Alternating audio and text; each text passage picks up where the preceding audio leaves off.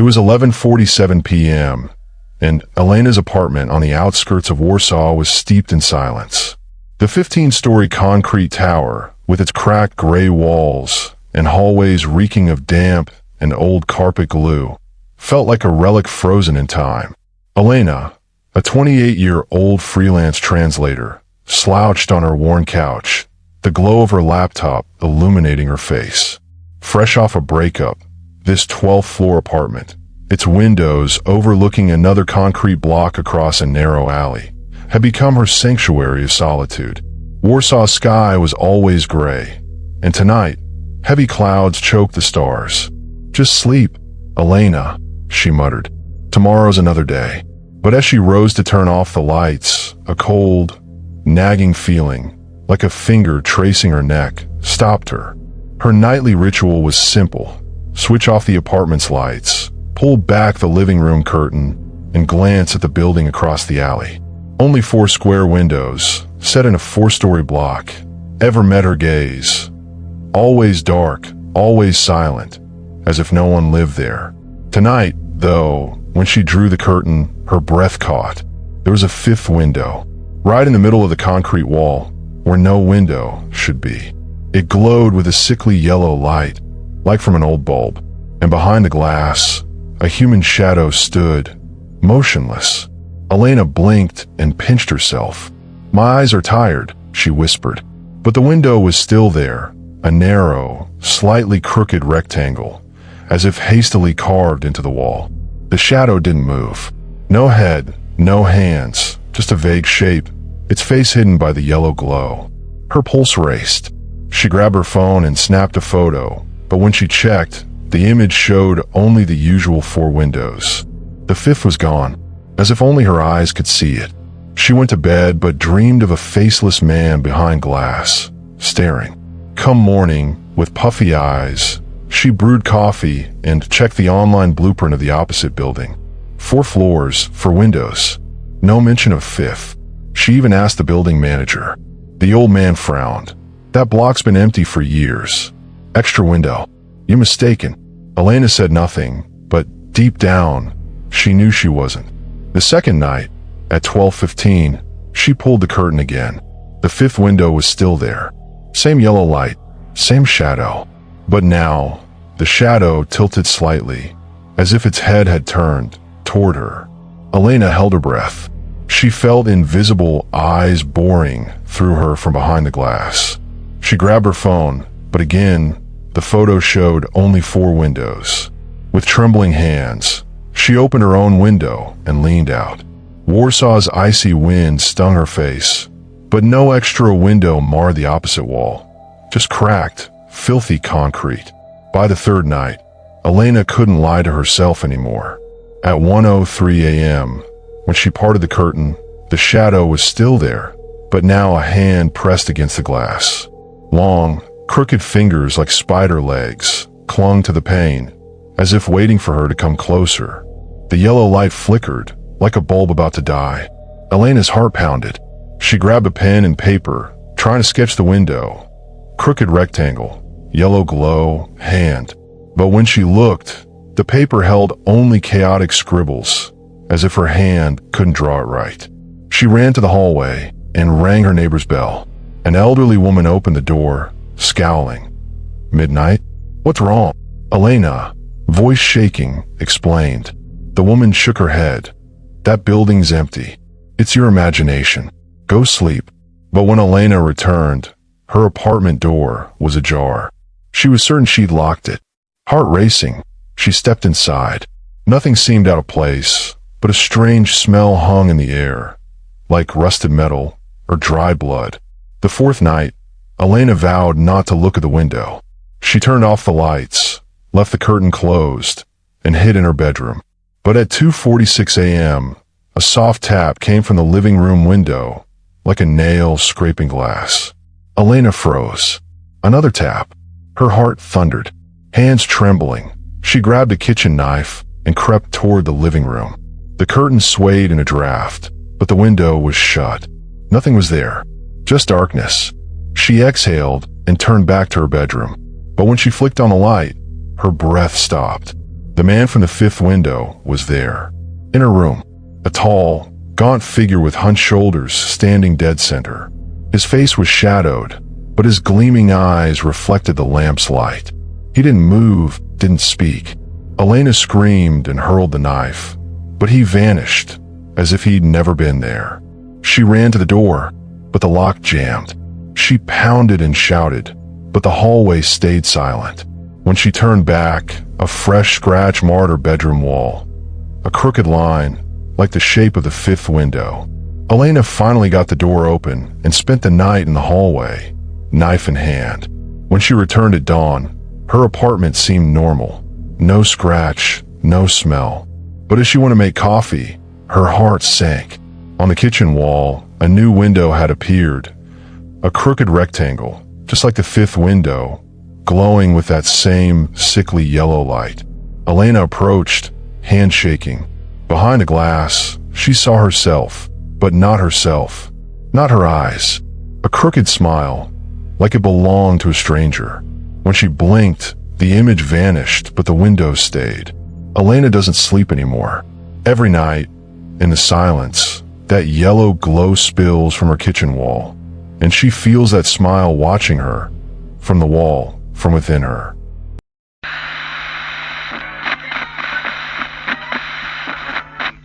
It was 8:45 p.m., and Iceland's fog wrapped around the KLF 77 radio station like a cold, wet shroud.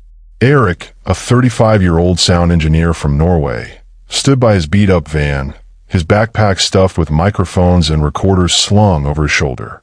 The station, a gray concrete cube with cracked windows and a broken antenna swaying like skeletal fingers in the wind, looked like it hadn't been touched since the 1970s. KLF 77 had shut down abruptly in 1976 when its last operator vanished mid-broadcast, without ever leaving the studio. Eric was here for an audio documentary, drawn to mysteries like this. The wind howled through the walls, whispering like distant voices. 1 week, grab the sounds, go home, he muttered. But as the iron door creaked open with a groan, a stench of rust and mold hit him like a punch. Inside, the station was a pit of darkness. Eric's flashlight beam danced across cracked concrete walls draped in cobwebs. The floor crunched with dirt and broken glass under his boots, echoing in the silence. A narrow hallway led to a control room, a rotting wooden desk with ancient microphones, a rusted console littered with broken dials, and a filthy window staring into the black expanse outside. A shattered wall clock ticked faintly, like it was breathing. Eric set his bag down and arranged his sensitive microphones. The air reeked of damp metal and dust. The wind moaned through the corridor, sounding like hushed voices. He slipped on his headphones and started recording. The clank of metal, the rustle of dangling cables, the wail of the wind. "This is gold," he whispered, grinning. But as he adjusted his headphones, a faint sound, like someone breathing in his ear, hummed in the background. He chalked it up to the wind, but his skin prickled. That first night, Eric recorded until 3 a.m. In the control room, he found a rusted metal cabinet with a broken lock. Inside, a cardboard box held crumbling magnetic tapes labeled KLF 77, 1976. He grabbed one, but it disintegrated in his hands. Tucked among them was a yellowed scrap of paper, scrawled in shaky handwriting. "Turn off the frequency. It's listening." Eric smirked. Local prank, but his pulse quickened. He left for his van, parked a few meters away. The fog was so thick the station looked like it was drowning in clouds. In the van, he reviewed the files. Wind, creaking doors, all fine. But in a 6-second clip, a hoarse voice, like a whisper from a well, said, "Eric, you're not here, but we are." Eric yanked off his headphones. The voice had said his name. He checked again. The sound came from behind the control room wall, not outside. The second night, Eric returned with an extra lock and a pocket knife. The air was colder, the fog swallowing his flashlight's beam. He'd asked around in the village of Hoffn. Locals avoided talk of the station, but an old woman in a cafe muttered, "That place is cursed." The radio still speaks. Eric didn't buy superstitions, but now, in the station's hallway, he felt watched. In the control room, he powered up an old radio to test frequencies. The rusted dial jumped to 143.6 FM, a station with no name. Static crackled, then a strange music began. Droning violin notes played backward, laced with faint screams echoing from some distant tunnel. Eric's hair stood on end. A cold, male voice whispered, "Right behind you."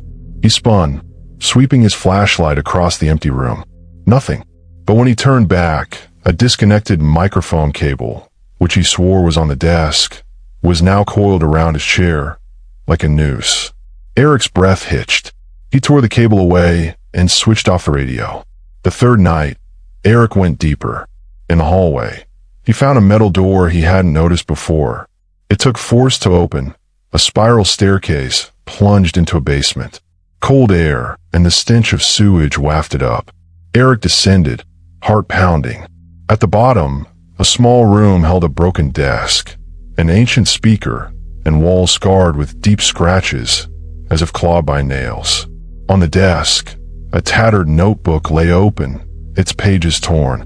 One line, in red ink, read, 143.6 FM. If you listen, it finds you. Eric slammed the notebook shut and ran upstairs. In the control room, he locked himself in, boarding the window with planks, though the wind still wailed through unseen cracks. The 143.6 FM frequency now activated on its own, even with the radio off.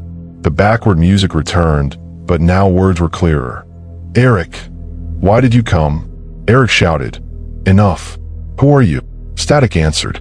His monitor flickered, and a file played unprompted, his own voice from the first night. "This is gold." Then, another voice, one he hadn't recorded. He thought so too. Eric's blood ran cold. A scrape came from the hallway, like nails dragging on the door. He switched on a microphone and spoke, as if making a will. "If you hear this, never listen to 143.6 FM, not even if it calls you, especially if it knows your name." His flashlight dimmed. A long, hunched shadow fell across the wall, right behind him. Eric whirled, but the room was empty. When he glanced at the boarded window, the planks were gone. Beyond the glass, in the fog, pairs of glinting eyes stared back. Not one, but many, like a silent crowd. Eric screamed and lunged for the door, but the lock wouldn't budge. The frequency grew louder, chanting his name. "Eric, Eric, Eric." A clank echoed from the basement, as if the metal door had swung open. Eric panted. A cold hand brushed his neck. He spun. Nothing, but the microphone cable was coiled around the chair again, tighter now. A week later, police searched the station. Eric's van was still there, but he wasn't. The control room was empty, save for a wheelchair with a microphone cable wrapped around it, like a noose. An old speaker was on, repeating endlessly. "You're next." They found Eric's files, but in the final clip, after his warning, his voice spoke again. Not his voice. It came from a deep void. "I'm still here. Where are you?" The police tuned to 143.6 FM, only static. But as they switched it off, a faint whisper, like Eric said, "Come closer." Locals say if you stand near KLF 77 at night, the radio still hums. And if you listen closely, you'll hear your name just before the fog swallows you.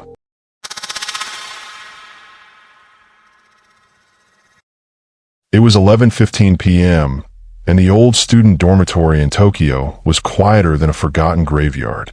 Marcus, a 23-year-old psychology student from Sweden, had just arrived in Japan on a scholarship and settled into the 6th floor of a concrete dormitory. The building, with its thin, faded walls, narrow, dark hallways, and the sharp smell of disinfectant mixed with old dampness, felt like a place between an abandoned hospital and a rundown warehouse. The fluorescent lights on the ceiling flickered occasionally, casting strange shadows across the tiled floor. In his room, a 12 square meter space with a rusty metal bed, a worn-out desk, and an old wall clock whose hand seemed stuck for years. Marcus unpacked his belongings. The other residents were cold and silent. A Japanese boy with sunken eyes muttered in the hallway, "Don't stare at the clock at night." Marcus thought it was a joke, but when he turned off the lights that first night, a soft tick came from the clock, as if it was coming alive. The second night, at 2:33 a.m., Marcus jolted awake from a vibration. His bed trembled beneath him, like when a heavy truck passes by. But outside, it was silent. From under the bed, a soft scrape sound emerged, like something heavy being dragged across wood. Marcus shone his flashlight underneath, only dust and debris. When he aimed the light at the wall clock, the hands twitched backward for a moment, as if time was reversing. In the morning, he found a deep scratch on the wooden floor under the bed, like a nail mark, but far too large for a human hand. The third night, Marcus decided to stay awake. He made coffee and stared at the clock. At 2:33, a loud click echoed, and the hands broke off, falling to the ground. Yet the clock still ticked, as if something alive was inside it. Marcus glanced at the floor.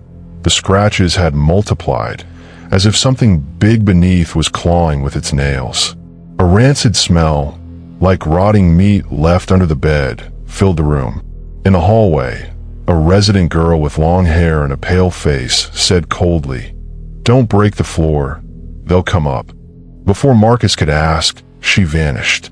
The fourth night, Marcus turned on his camera and recorded under the bed. In the morning, he checked the footage. At 3:05 a.m., the wooden floor under the bed lifted slightly, as if something heavy was pushing from below. Then, a broad wooden hand with long, crooked fingers emerged from the crack and disappeared again. Marcus's breath caught. When he looked at the floor, the scratches now formed the shape of a hand, broad, with tangled fingers. The rancid smell grew stronger, as if something was trapped beneath. Marcus could no longer ignore it. The next day, he researched in the university library. He found an old article. In 1989, a student in this same room had vanished. Reports said he'd spoken of strange noises under the bed and odd vibrations before disappearing.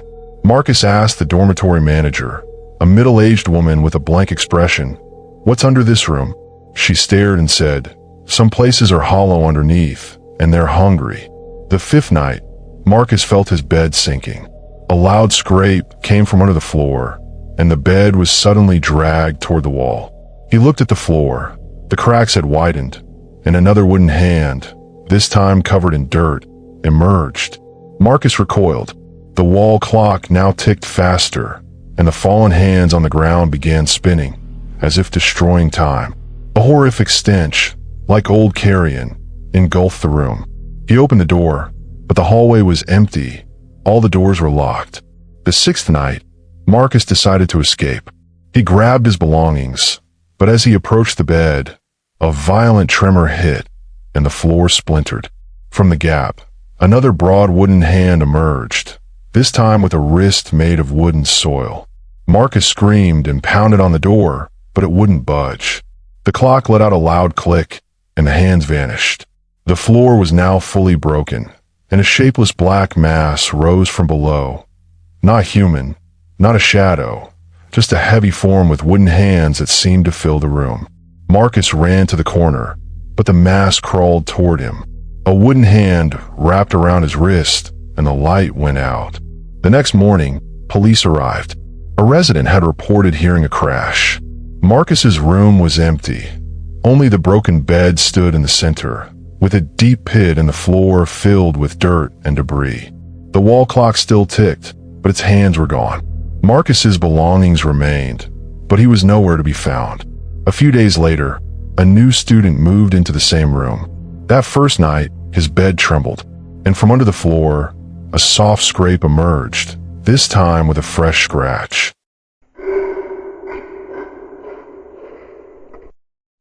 Sarah, a 28-year-old translator of ancient texts from America, was always on the hunt for obscure manuscripts for her work. In the fall of 2024, while wandering through a remote village in Italy called Monterosso, she stumbled upon an old, abandoned bookstore that seemed to have emerged from a nightmare. The shop was tucked away in a narrow, foggy alley, with a broken wooden sign that read "Cursed Books" in barely legible script. Its windows were boarded up with rotting planks, and the door creaked open, refusing to shut. Sarah stepped inside with a flashlight and her notebook. The air reeked of decayed paper and dry blood. Tall, crooked shelves stretched to the ceiling, packed with torn, dust-covered books. Dark stains, like old blood, marked the shelves and the wooden floor. Sarah's flashlight beam fell on a book lying in the middle of the floor. Its cover was black leather, smeared with bloody fingerprints on the pages. Sarah whispered to herself, "There's more here than just books." The first night, Sarah stayed in a nearby guest house, but she couldn't stop thinking about that book. At 3:07 a.m., she woke to a soft thud from her bag. She opened it and found the book she'd seen at the bookstore. Its first page now scrawled with blood, "Read, but you won't survive." Sarah's breath caught in her throat. She was certain she'd left the book behind. The next morning, she returned to the bookstore. The door creaked open, and a sharper stench of blood and decay assaulted her senses. The second night, Sarah decided to stay and translate the book. With each word she deciphered, the air grew colder. At 3:33, heavy footsteps echoed from the back of the bookstore, thud, thud, thud. Sarah aimed her flashlight, but the aisles between the shelves were empty. Suddenly, a shelf collapsed with a deafening crash, and Sarah spun around in terror. In the dim light, she saw a human-like figure, a tall entity with a burned face, hollow eyes dripping with blood, and bloody hands clutching a torn book. Sarah held her breath. The entity took a step closer and whispered in a harsh voice, "You shouldn't have read." Sarah bolted for the door, but it was locked. The footsteps grew closer, and she felt a cold breath trembling on the back of her neck. The third night, Sarah couldn't take it anymore. She decided to burn the book. She struck a match, but the flame died the moment it touched the pages. A muffled laugh echoed from the shelves, and the entity appeared again, this time with bloodshot eyes that seemed to burn. Sarah screamed and threw the book, but it opened mid-air, its pages fluttering around her like paper birds. Each page bore a bloody message. "Run, you're mine. It's too late." The entity lunged at her with its bloody hands, and Sarah felt her legs stick to the ground. Another shelf collapsed, and Sarah dragged herself to a corner with all her strength. The entity's whispers now echoed in her mind. "Sarah, Sarah, Sarah." The fourth night, Sarah had no way out. The doors were locked, the windows boarded shut. The entity now stood in her path, its burned smile revealing broken teeth dripping with blood. Sarah opened her notebook to write her final words, but her pen only bled red. The entity took another step closer, and Sarah felt her heart stop. A loud scrape filled the air as the entity grabbed her throat with its hand. Sarah struggled, but her breath gave out. Before everything went black, a final sentence echoed her mind. "The books have you now." The next morning, the villagers arrived. The bookstore stood as empty as ever, but the shelves were now filled with new books, their pages written in blood, each one repeating the name Sarah. In the middle of the room, a large pool of dried blood stained the floor, with bloody handprints trailing toward a broken shelf. The door wasn't locked, but there was no trace of Sarah. Only her notebook lay on the ground, its last page blank but still damp, reeking of blood. Hours later, a cold wind blew through the open door, and the shelves began to tremble with a soft hiss. The new books, their blood-soaked pages, seemed to turn on their own, and a harsh whisper filled the air. "Sarah is still here." In the silence, a drop of blood fell from the ceiling and splattered on the floor, and the shelves suddenly slammed toward the door, as if trapping something inside. If you're still alive, scream in the comments what you heard in the dark. Bite your tongue and like to unleash the curse. Subscribe because the shadows are closing in. They see you.